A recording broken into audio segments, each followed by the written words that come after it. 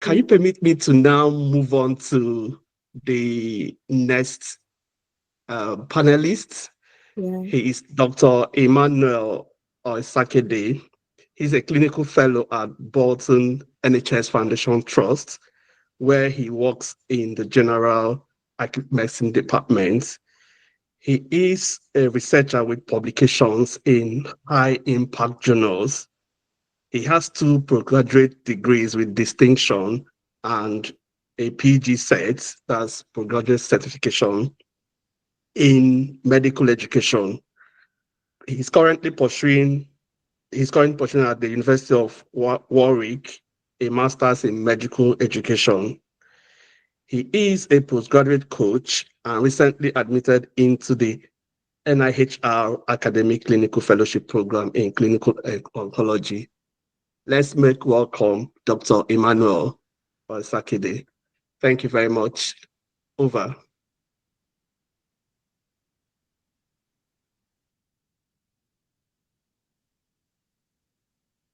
Can you unmute yourself? You're muted, Dr. Emmanuel.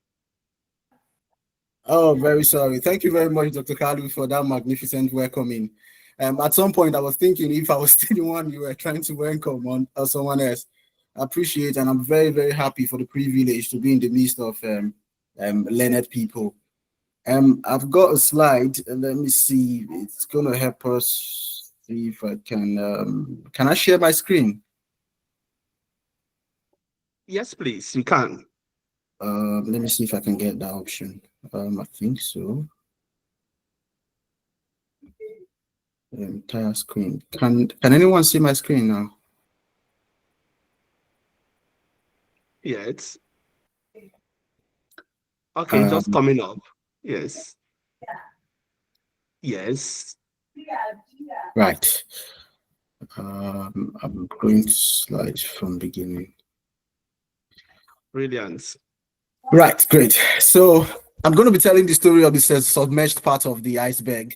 So everyone says success is a tip of the iceberg, and it's true. So the whole essence of today's discussion is going to be that part which nobody see. So I call it the submerged part of the iceberg, and hopefully it's going to be impactful.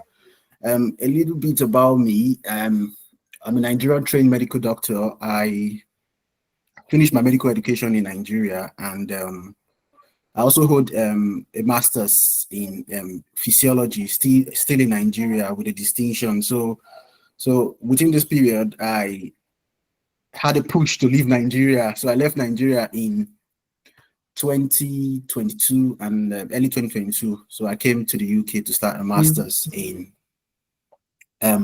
public health. So I have a MPH with University of Chester, England, with a distinction. And immediately after my master's, during my master's, I had to do the PLAB, the requirements to get the license to practice in the UK. So I did that, and luckily I got a job shortly after my master's, and I started working as a clinical fellow at the Bolton Trust. And fast forward to recently, I got the NIHR, which is the National Institute for Health Research. I got what you call academic clinical fellow. So it's a dual training programs where you have to merge academics or research with clinical training. And I decided to go for oncology. So a lot of people ask me why oncology. So initially, when I was in medical school, I metamorphosed from different interests to where I finally going to specialize in. So initially, it was me trying to be a neurosurgeon. I was reading lots of passing books and all of that. You know the story. And back until when I got to clinicals, I fell in love with ONG, obstetrics and gynecology. And I was like, yes, this is it. I want to be an obstetric and gynecologist. So I switched interests. But when I finished medicine, I was like, no, I think it's either I should just be a surgeon. I think I have that charisma. You know, there's this charisma you see in surgeons. I like, no, I think I have that charisma. Let me just be a surgeon.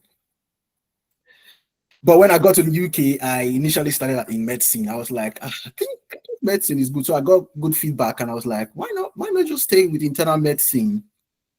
But I still didn't make up my mind until a year ago. I was like, why not oncology? And that was weird because I didn't have any rotations in oncology, but I was seeing patients. Of course, if you work in geriatrics or any department in medicine, you will see lots of cancer patients coming either you are making a first diagnosis and you're referring to oncology, or they're coming in with another emergency, but on the background of it, they've got an oncological issue, which is a cancer issue. So that gave me keen interest. So when I'm clerking or when I'm admitting patient in A&E with a cancer, I have keen interest. I used to tell my supervisor, if there's any patient coming with cancer or suspected cancer, leave it to me. I just want to see.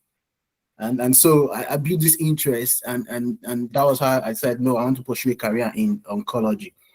Now, in addition to this, I found out that oncology was the only specialty that has that research ladding. It's so soaked in research. For me, it's the only specialty in the UK that could give me that research bit. And I was someone who already does research on the side. And one thing I'm going to talk about when I'm talking about the research part is how it's so hard for medics to do research. And I found out that medics who do research together with clinics, they are on another level entirely. For me, I call them superior medics because these people are not only, because what we practice is evidence-based, right? The guidelines we use and all of that, they're all tested, they're all researched to back these things up. But when you see medics involved in research, it means these people are not only utilizing knowledge, they are creating knowledge. So that's why I decided to marry research with medical practice. And oncology was the only specialty that could give me that leverage. You get what I mean? So for me, it was oncology. But getting in, it's a different ballgame entirely. Oncology in the UK, it's more of predominantly white people. I've gone for oncology conference, I've gone for oncology meetings, and I've looked at some oncology departments and head of departments, and I found out all these people are white people. So where are the black people? So that also caught my interest. I was like, no, if I have to be the black one, I think something should start happening. I should start making a difference. So for some people, that would have been a disadvantage. I'm like, no, people with my skin color or people with the African accent cannot go into this kind of specialty because they're going to face discrimination or they won't even stand a chance. But for me, that was what that enthusiasm. I was more curious because there were no black people. What if I become the first black person or join the few black people that are in this kind of specialty? So I was more drawn to it because I found out I could make a lot of difference here, and I could maybe getting into this specialty, I could throw more lights on it, and I could draw people, black people, I could inspire them, and they could be interested in pursuing a career in this kind of specialty where they've not got lots of people of color. So that was part of my reason. So I got into this. So I found out about this NIHR kind of training, which is complex with medical training, and I was like, yes, this is for me. So about a year ago, I looked up the criteria of being accepted for this kind of training. We call it, like I said, the ACF, Academic Clinical Fellow. And I noticed that you have to have research, you have to go for conferences, you have to do lots of audits, you have to do QIPs, you have to do teachings, you have to have some qualifications in teachings. So all of these were the criteria to even get to the interview stage. So I was like, right, I had some of this already, which is a good thing. And that is what will bring me back to a point where I always advise people, do not wait for necessity to happen. When preparation meets opportunity, magic happens. Magic happens. That is just the truth. So when I finished medical school, I had this intense desire to change my life. I went to a medical school where it took so long. I spent 8 years and with some months to finish medical school. And this was needless to happen. And this was because of so many issues, ASU strike, accreditation issues. And I ended up spending 8 years plus, and I did not resit one single course. So when I finished, it was 8 years and few more. So when I started house job, I was doing house job with people who went to medical school for 5, 6 years. I was heartbroken because these people, I should be their senior reg. I mean, if you look at the time, I should be almost their senior reg, but I was doing housemanship with these people. And it was because of the delay I experienced in school. So for me, this was a big disadvantage. And during this time, I thought to myself, what can I do to set myself apart? Time has gone. I cannot do anything to change this fact. What can I do to set myself apart?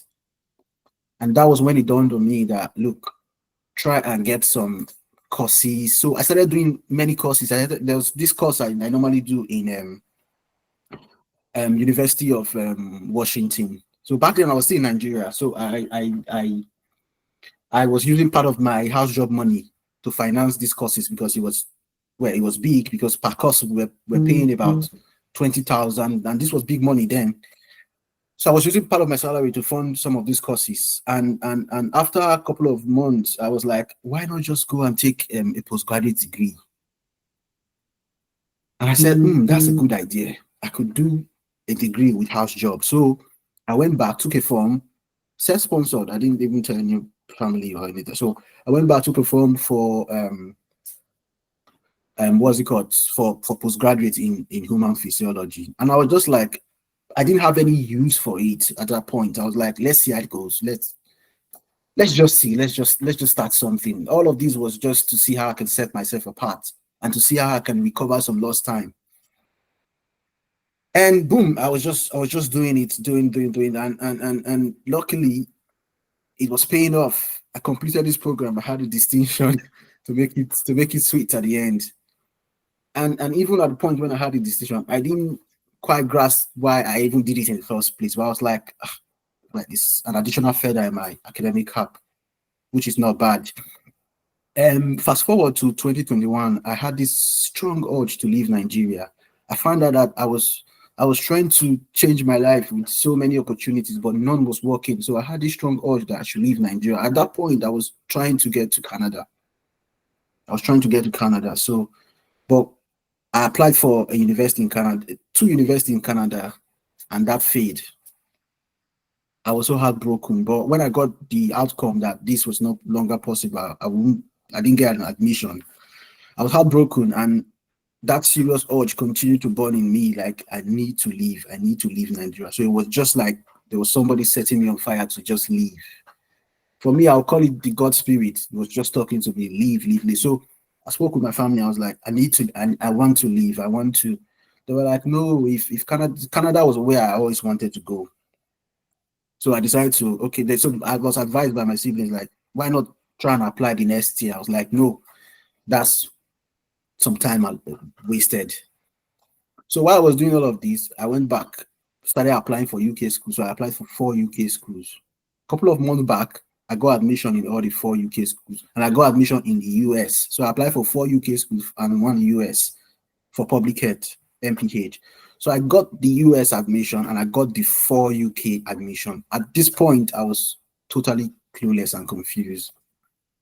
One point was like, go to US. US is closer to Canada, and just like what we normally hear about US. Once you go to US, your life is made. So for me, it was US that was more in my mind. But US had some disadvantage. One was that the MPH was 2 years program, as against the UK, which was 1 year.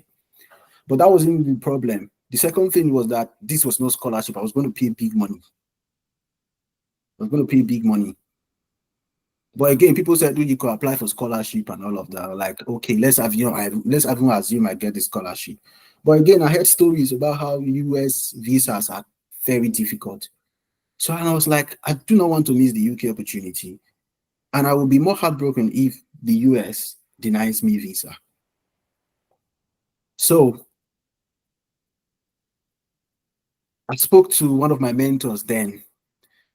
I was like, should I do the US or go to UK?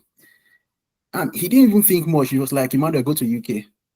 I was like, no, US is better. I was expecting you to just tell me UK US. So because that was what was in my inner mind, I was like, let me go try and the US.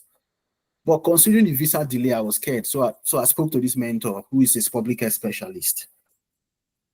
Because I was coming to the US now, I was telling myself, look, after this MPH, I want to be a public health specialist. Forget about this many medical specialty. Let me just be a public health specialist. But he advised me to go for the UK.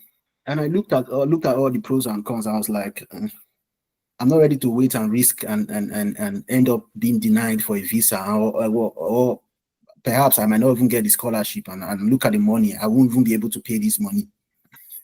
So made up my mind to go for UK and paid all the initial fees. I couldn't even pay all the fees. So I took the leap of faith.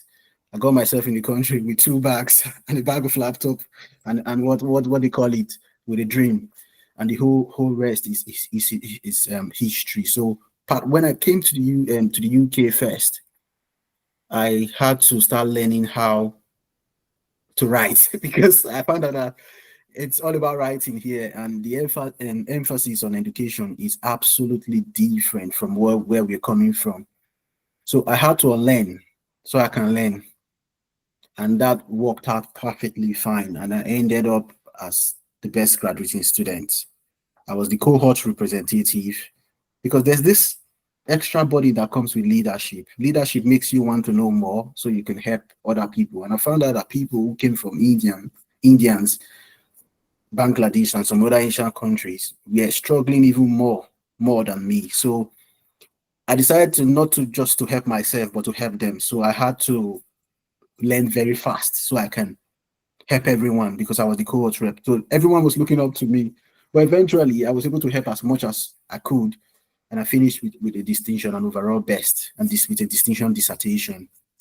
And that was when I did all my plabs and all of that. Then I got into the NHS. Then getting a job into the NHS, where it was already getting that bad, but not too bad compared to what we have. If for some of us who are doctors, and have done the plab, you know that getting a job at this point in time, or even getting into training, it's really difficult. Really difficult. So I put some other bits of story in between. I had to skip most of them so we will understand just the background. I'll put in some more stories. So I've just spoke about my professional and academic successes over the time. Now, family success, yeah, I just forgot to mention it. I'm married with 2 kids, and yeah, I'm in the UK, which is tough because there's no family to help, and that's quite hard. Finances, not too much, but it's fine. Now, Dr. Sambo Dogard spoke about impactful success. Now, for me, success does not just end with you. You must learn to translate success to what I call impactful success. And this simply means that the people around you should benefit from your success, if not directly, indirectly.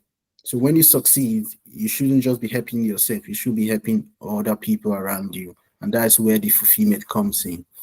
Now, a lot of people define success differently. You hear what the previous speaker said. For her, success was a journey. But for the purpose of this discussion, I'll define success as meeting up with agreed set goals. They might not be big for other people, but for you, as long as you can meet these goals, that's success. You could say, I want to start going to the gym, or I want to reduce my belly fat. And if you can actualize this in the next couple of months, then that is success. Success does not mean you getting 1 PhD or you being called to a stadium or people painting a portrait of you. Success it's not that big. It can be big, but it's all in your mind. It's all in your mind. So success is just meeting up with what you've set, what you've agreed in your mind to do. Success is not a coincidence. It is not what let me just see. Let me just try. It's not a coincidence. Success, it's risky and expensive. I'm going to be talking about now the whole story I'll be talking about. I've not really spoke about the submerged parts. I'm going to share that later. It's a risky adventure. Now, just imagine 2022. I took my bag, left everybody I knew, my family, everybody, took just $2 and a bag of laptop to come to the UK. That's risky. And again, that's expensive because I had to pay for so many things, pay for flight, pay for this and that. What if at the end of the day, I didn't make it up? None of this paid off. But again, are you worried about what didn't work out? That shouldn't stop you from taking risks. So success is risky and expenditure. And the only people who will succeed at the end are the people who are ready to take this risk. Success is a calculated effort to showcase excellence. So success, I will still agree, it's a journey. So it's not just what you get at the end. It's about all the effort you put in place to actualize that end, that excellence. Now, this calculated effort comes in hard work, really big hard work. Really big hard work. You must work hard. Some of the times, I sleep very late. I am the last to leave my workplace. So you must be ready to make these sacrifices. So back to the second point, success is not a coincidence. It's not. Now, how do you ensure that you are part of this greatness, this success you so much want? How do you ensure you want to be part of that? First of all, like I did to change my life, I identified opportunities before they ever happened. After medical school, I found out that, look, time has gone. Unfortunately, I couldn't change any of what has happened in the past, but going forward, I could change a lot. So what did I do? I decided to pick every single opportunities I found on the way. Every single opportunities. Started a master's, which I didn't even know what I wanted to do with it.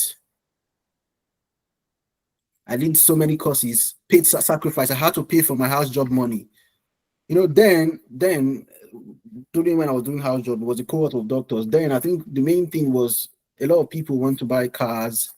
A lot of people want to buy, I mean, do what the big boys do. You know what I mean? Because for me, it's the first big legit money you are getting.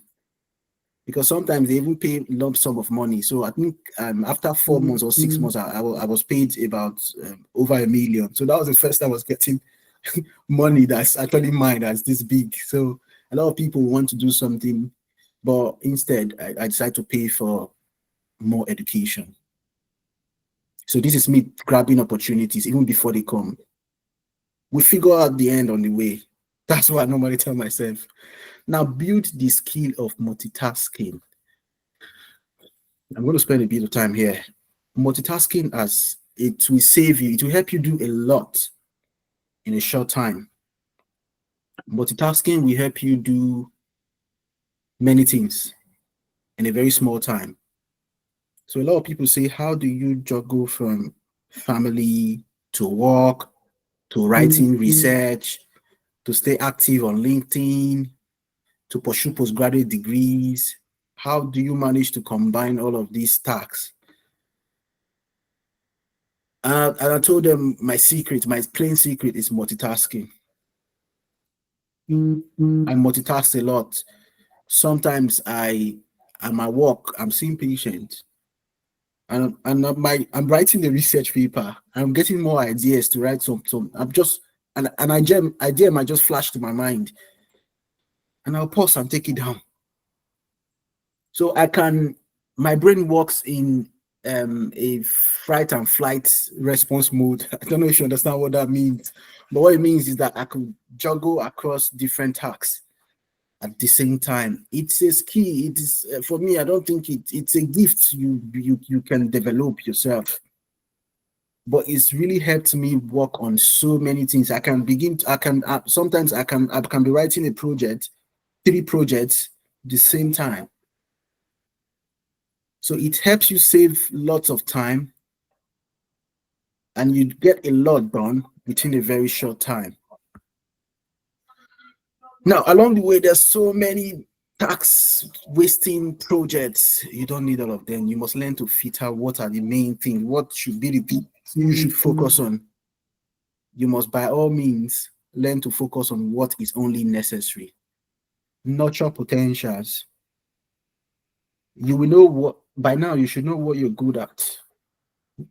You must nurture these potentials. What you're good at, you must feed it. You must use that as your greatest weapon.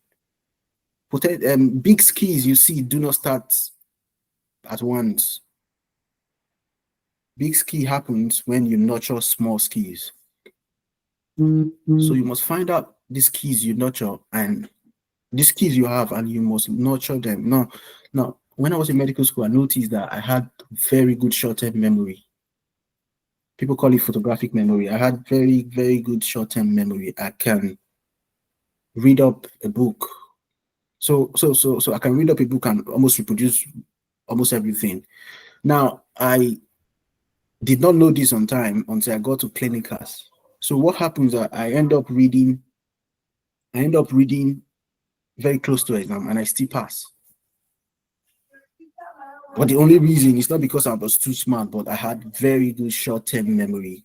Very good short-term memory. So I've learned to use this at my own advantage. And again, that helps me to be able to cope with multitasking. It helps me to be able to cope with multitasking. And this has really, really, really gave me a lot of good feedbacks. I could present a topic. I can get a topic today to present it the following day. That happened with one of my consultants. I was like, we were in the hospital, we're doing runs, and there was a patient with a condition. I was like, can somebody present this topic tomorrow? And everyone shied back, and I was like, I'll do it tomorrow. And they were surprised. And the next day, I came up with a brilliant, and for him, he doesn't like you to use slide. Just read about it and talk about the different parts, the introduction, epidemiology, and pathophysiology, and how you manage. So that's just it. So I woke up like 30 minutes to the time I should wake up, and I just read everything about the topic, and I came to. He was amazed. He was like, "What? How did you? Why? How did you come up?" And I just smiled. But that was because I nurtured the potential. So you must find out the skill you're good at. You must grow them. Now, the hardest part of a thing is to start. The hardest part is to start. So a lot of people want to write research, but they don't know how to start. A lot of people nurture this. I did big plans of I want to start postgraduate application. I want to start research, and they just stop. They don't just know how to start. So you must. The hardest part is starting. Even though you don't know how a tax is going to end, just start. You're going to get clarity as you go along. So the hardest part is starting. And if you make up your mind to start, then you will complete. There's a high chance of completing. More importantly, get things done and do it well if you have to. Now, our world is full of mediocres. You don't want to be one of them. Our world is full of mediocres. A lot of people know how to speak, but they never get anything done. So if you've made up your mind to change your life, you must be dedicated and you must learn to get things done. If you want to apply to postgraduate school, you must make up your mind to get things done.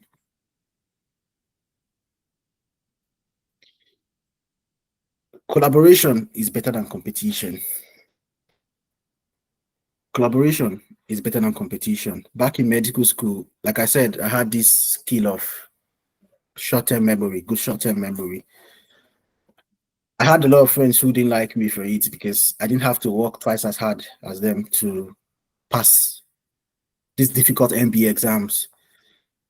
But a lot of them who were close to me decide to learn from me. And for some who have decided to do that, I will tell them, I will teach them. But for some who decide to compete, they will miss out. Collaboration has saved me a lot, has helped me a lot to do more. Currently, I had this big project, this big research that I was doing in Nigeria. Although I was here leading from Nigeria, Emmanuel is aware of this project because part of it. I had to form a team because I know I cannot pull off this project because I'm in the UK.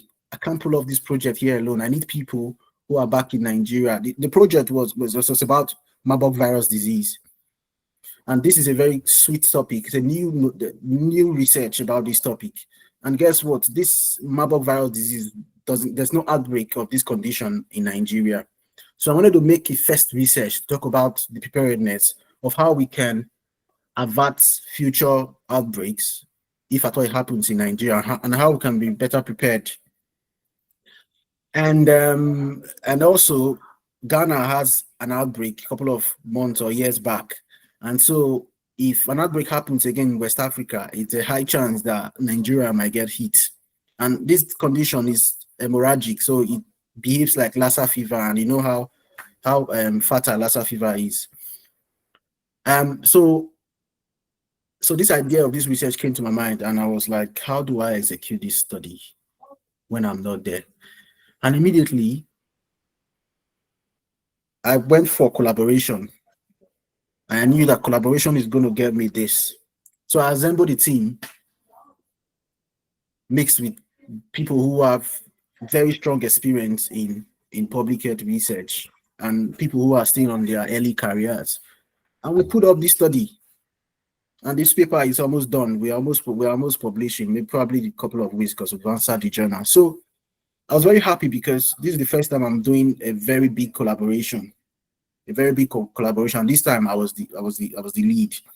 So like I said, collaboration is going to help you, it's going to save you. Now, and part of the people I added to this project were people who were already in their late career stage. So I had to bring in best minds because I wanted a very good result, a very good outcome rather. So it will get to a stage where you know that competition it's local, it's just for locals. If you want to stay globally, collaboration is the key. Collaboration is the key. So for me, I was very, very determined to where I want to go to. So when I came to the UK, I noticed that I needed to build more capacity. So back to the story of the NIHR.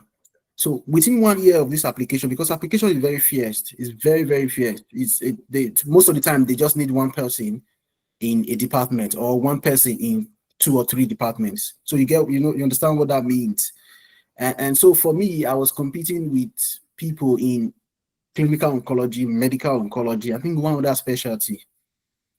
But I needed this space. I don't care what other applicants are in their stage of their career, but I was very determined that I needed this because it was going to save me a lot. Because part of the benefit of getting this program is that you're going to get sponsored for another postgraduate certificate or a master's, which I'm more open to do, even if I've got 3 already, and even a PhD later on.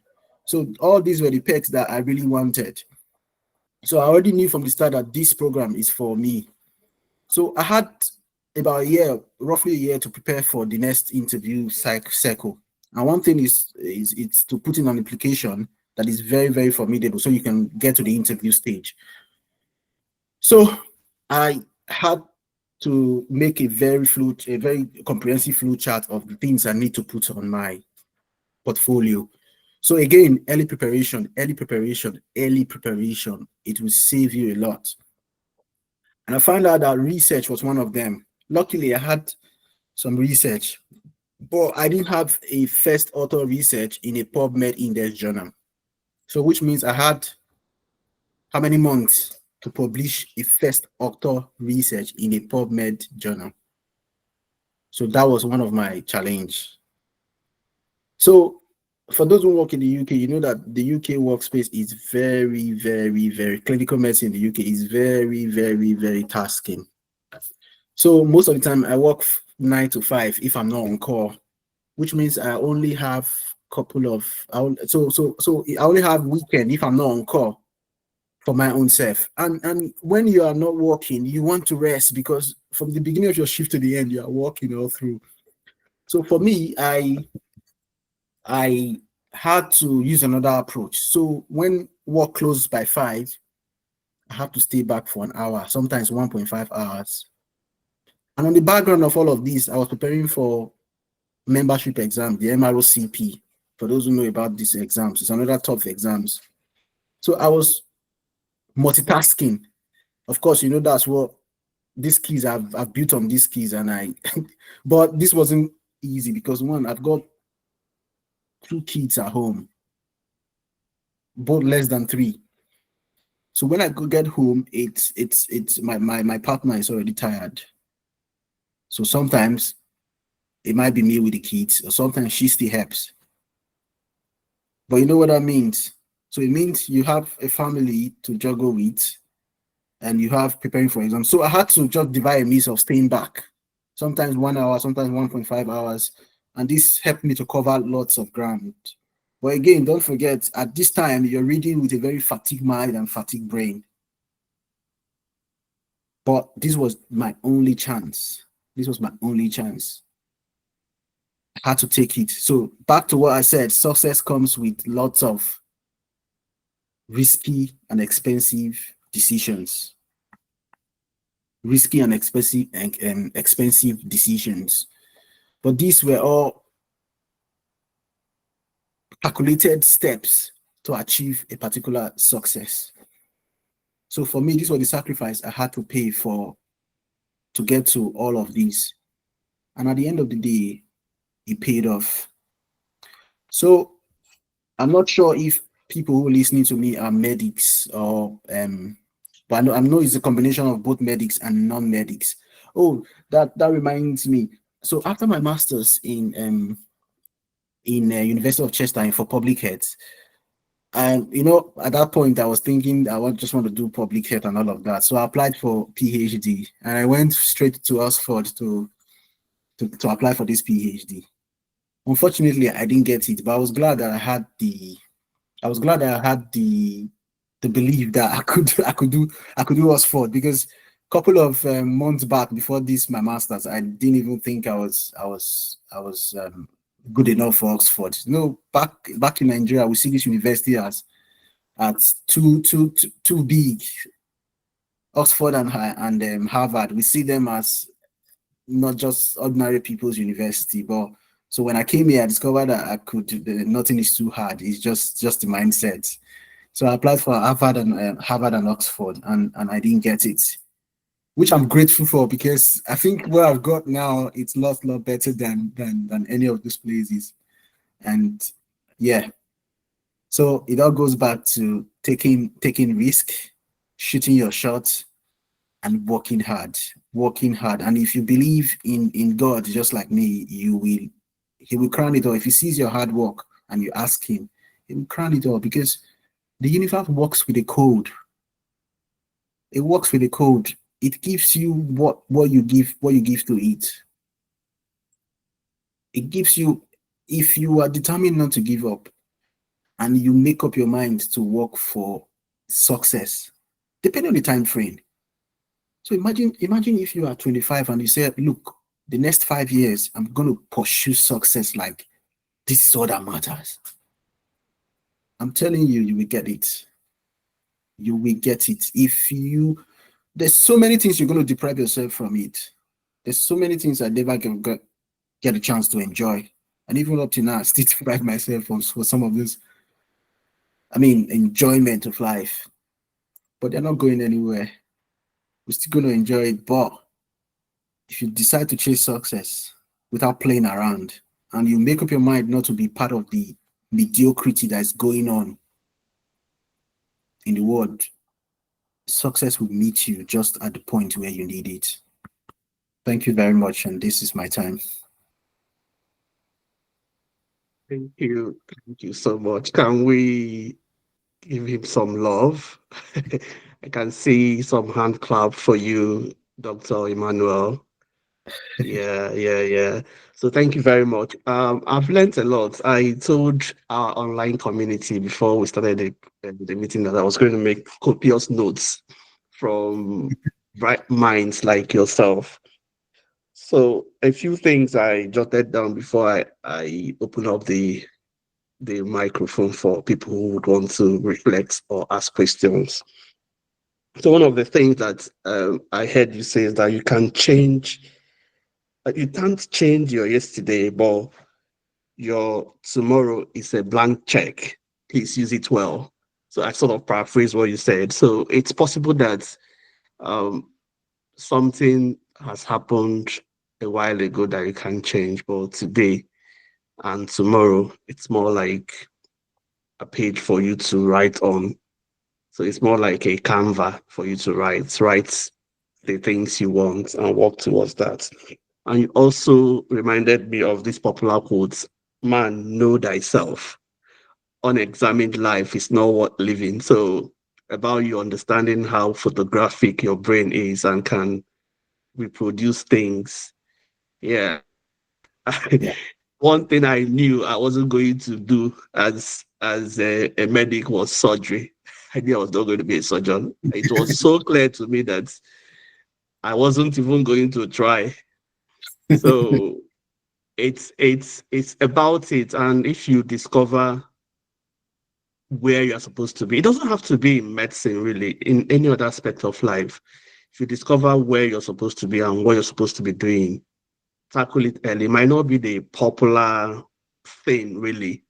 In one of my neurosurgery postings, a senior registrar then asked me, but where do you want to specialize? Of course, he saw the beautiful clerking I did and all that. I was like, he wanted to hear I want to do neurosurgery. I said, I want to do community medicine. The guy was very depressed and disappointed. The first thing he mentioned was that you want to go and waste your brain in community medicine. But Anyway, I'll tell you let's something, Dr. Kalu. So I always have these consultants ask me every single time I'm doing postings in their unit, what do you want to become? And I end up telling them I want to become what they are. So if I'm doing posting in gastro, I tell them I want to become a consultant in gastro. So I use this to get their whole mind to focus towards me. And for me, it really helped me a lot. Well, it's not like it wasn't like it was a lie, but I get some advantage from it because I get these people to focus very much on me. So they end up teaching me. And when you know someone, it wants to become what you already are. You want to be that role model for them. So you end up being nicer to them. So I enjoy that kind of privilege. And on top of that, I ended up being taught a lot of procedures and all of that. So I was doing stuff that a registrar could do. So it was an added advantage for me. The only disadvantage now is when I see these people in the future, I don't know, I'm going to tell them that I'm going to be an oncologist. I hope they don't get disappointed, but of course, life is dynamic and our interest changes and metamorphoses into what our experience have been. So I think it's a good thing. yeah, different methods for different people, really. And personally, I haven't shut my mouth where I wanted to be and where I would want to be. It just makes the thing clear for me so that I know, like you talked about, not engaging things that will waste your time. I I knew actually that these things waste my time. If you ask me anything outside of public health, I am as ignorant as anybody, but it doesn't matter really because that's what matters most is about you identifying what you are there for and doing that. So the other thing you talked about was the spirit of excellence. You mentioned a lot of mediocres everywhere. If you want to do something, do it well. There's this quote that I saw when I was in primary school. Was this primary or secondary school? And it was really helpful to me. It said, be the best of what you are. And that's very important. You talked about that. And you also echoed the voice of Dr. Finty, where he talked about collaboration is better than competition. So I learned today that all we become is a community effort. If we want to go far, go with people. And I'm really impressed about the collaboration you talked about in terms of having to work with people from different places to put together the research you're doing on Marburg virus. Yeah. So it's really something that we emulate. And I think that most times what people from the global south need to learn from the global north, it's more of collaboration. Working just few years in research here, I've seen that is a collective effort. You find out that the whole paper might just be different people doing different parts, chunks of parts, and Mhm. it gets the work faster. Someone is there doing introduction, someone is there discussing, someone is there doing analysis and things like that. Within a number of weeks, you've got your result, You and get that's paper. something. Yeah, and that's something we need to start nurturing, which is what Estuc Academy really is trying to also stand in between, where people can come together and help each other discover talent.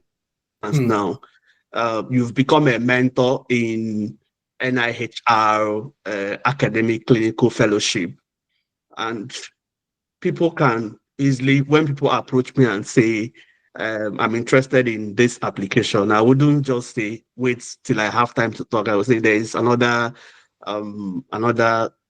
clinical academic there who could be of help. And that's how we discover talents and nurture the talents from everywhere around the world. Yeah. The last thing I would say before I open up for questions, I can see some hands up there, is that from your story, success is not a straight line as we are made to believe. If you have ever gone to LinkedIn and have ever gone to some of these professional social media, you will see somebody who would appear one day and tell you, I am pleased to say I have done this. I just did this and the other thing happened. So success is not that straight line. It takes a lot. It takes a lot of commitment, resilience. Takes a lot of hard work. Takes a lot of crying, like Dr. Finzi mentioned. Sometimes you cry because you didn't get it. Yeah. So it's not a straight line. It's convoluted, and we need to learn that for it to help us.